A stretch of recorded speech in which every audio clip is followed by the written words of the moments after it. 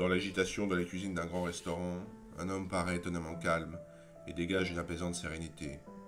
Concentré sur sa tâche, il observe attentivement les mets qui s'amoncellent sous ses yeux.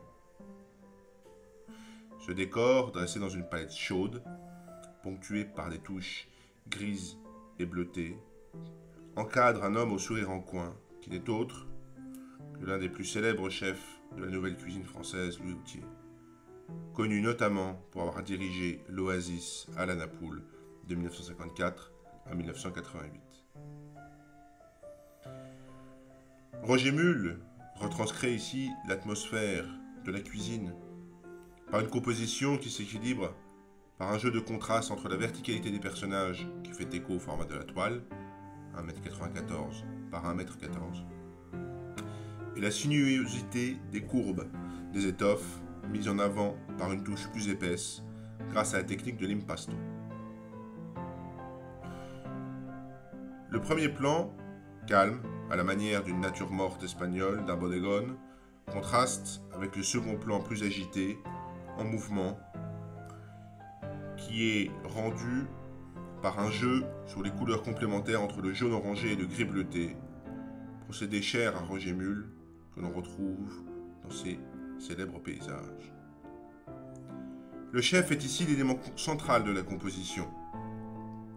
Il prend une dimension presque sacrée à la manière d'un retable, et tel un chef d'orchestre, réalise sa tâche d'une manière démiurgique, illustrant la pleine maîtrise de son art, en ce qu'il tranche avec l'agitation de ses seconds. Louis Houtier est ici très probablement dans la cuisine de l'Oasis,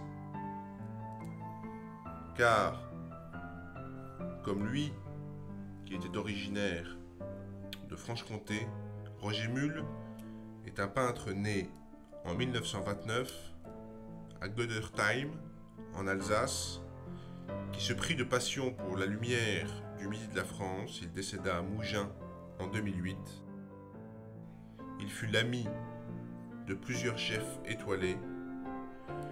Roger Mull les avait notamment représentés dans une composition mémorable exposée à Paris et New York, dans lesquelles on y voyait Paul Bocuse, Roger Verger, Louis Houtier, Alain Chapelle, Pierre et Michel Troisgros, Le Nôtre, pour n'en citer que quelques-uns.